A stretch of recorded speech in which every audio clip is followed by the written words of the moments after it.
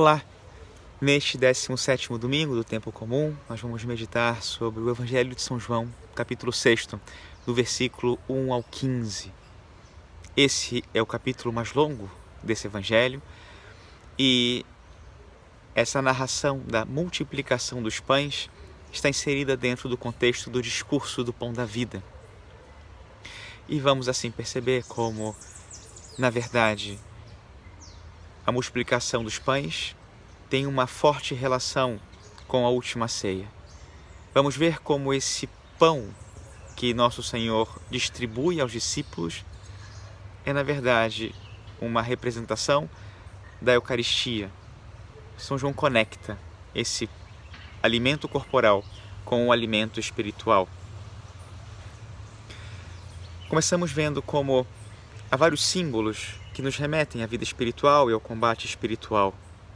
São João fala do deserto como lugar de tribulação, de combate contra o demônio.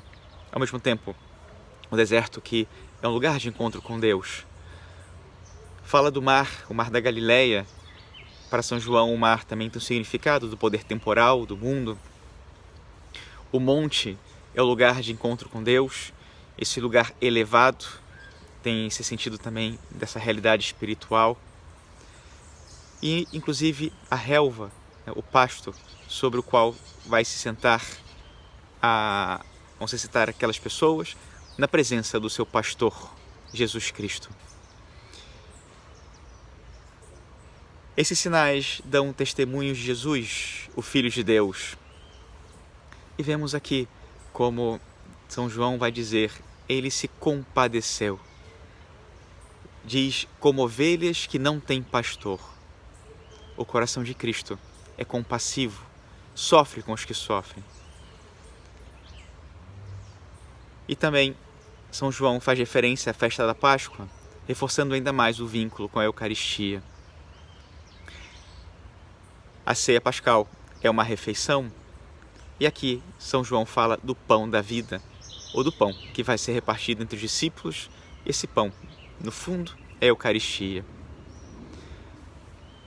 Antes de realizar o milagre, nosso Senhor prova os discípulos. A provação é parte da vida espiritual e para Deus é importante nos provar, não no sentido de nos punir, mas para que na provação nós cresçamos, nós amemos mais, nos entreguemos mais, sejamos mais santos e participemos mais intimamente da vida do Senhor, da sua cruz e da sua glória. Mas nós vemos na provação diferentes atitudes dos discípulos. Filipe assume o seu próprio limite como um limite absoluto. Se eu não posso dar de comer a toda essa gente, então é impossível que se dê de comer a toda essa gente.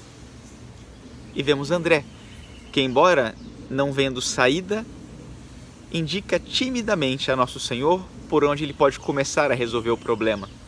De algum modo ele transfere a responsabilidade para Cristo. Embora o problema pareça ser sem solução. Parece tão absurdo que ele diz, o que é isso para tanta gente? Mas ele diz e se coloca à disposição do Senhor. E então assim, deixa espaço para que Cristo assuma o controle. Fazeis sentar as pessoas. E André já deu a Cristo o suficiente para que ele realize aquilo que ele pode e quer fazer, para o bem daquelas pessoas. E assim o Evangelho diz, distribuiu-os aos que estavam sentados tanto quanto queriam. Aqui nós vemos também esse sentido de serviço. E fez o mesmo com os peixes. Serviço completo. Cristo deu tudo o que eles precisavam. E isso que ele deu é suficiente. O seu amor é suficiente. Os seus dons são suficientes. São tudo o que nós precisamos.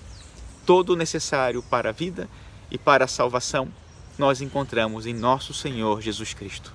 O resto, todo o resto, é insuficiente e desnecessário. E ao final da ceia, ou ao final da refeição, todos ficam satisfeitos. E recolhem o que sobrou, o que é um sinal de abundância. Nosso Senhor não tem limite, dá generosamente. E ao mesmo tempo, não deixa que nada se perca, não desperdiça nada. Depois, ao fim, ainda querem fazê-lo rei por causa do seu poder. E de fato, Cristo quer ser o rei do universo e quer ser o rei da nossa vida, mas não um rei como eles gostariam que ele fosse, não um rei como o mundo, porque o reinado de Cristo depende de um reconhecimento. Cristo é rei, seja por sua linhagem real, na sua humanidade, seja por receber de Deus Pai o domínio sobre todas as coisas do universo, por sua natureza divina. E depois lemos que Jesus se retirou de novo sozinho para o monte. Jesus vai rezar. Jesus vai colocar na presença daquele que é o único necessário, aquele que lhe ama. E na presença do Pai, Jesus tem equilíbrio, se fortalece e recorda o que é o seu reino, um reino que não é desse mundo. Vai ao Pai o seu grande amor, aquele que orienta a sua vida. E aqui vemos também uma reflexão sobre o que é a unidade de vida.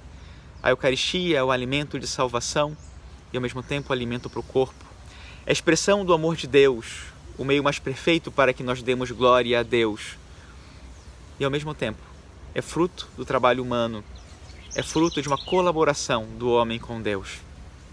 É o sacrifício de Cristo sobre o Calvário, o sacrifício que nos salva.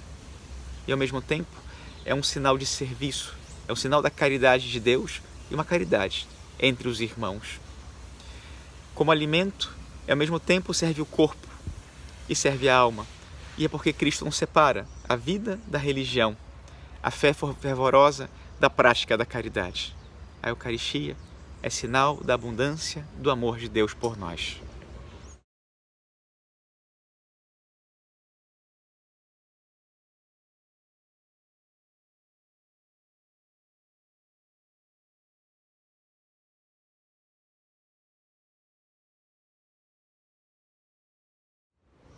Eu ainda gostaria de lhes propor aqui 3 reflexões sobre o Evangelho de hoje.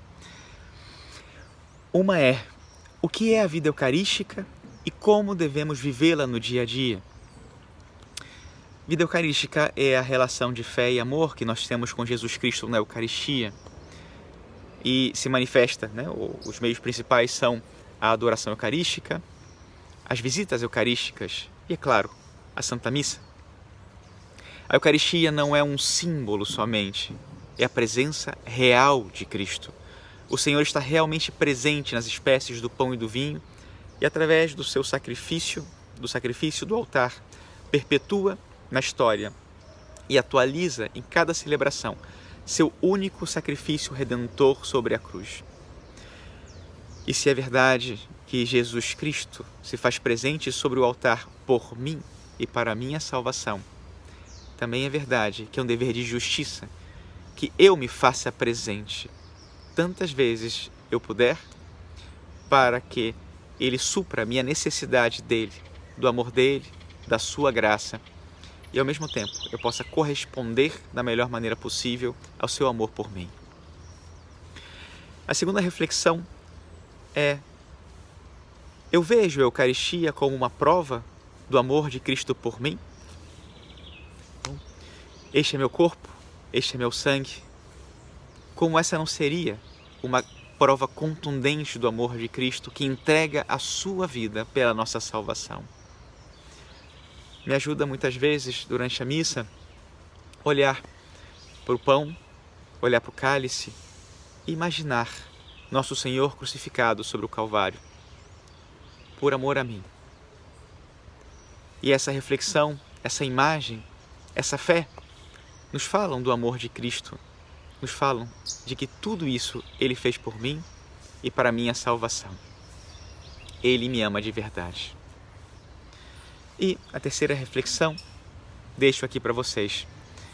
Que significado tem a Eucaristia na minha vida?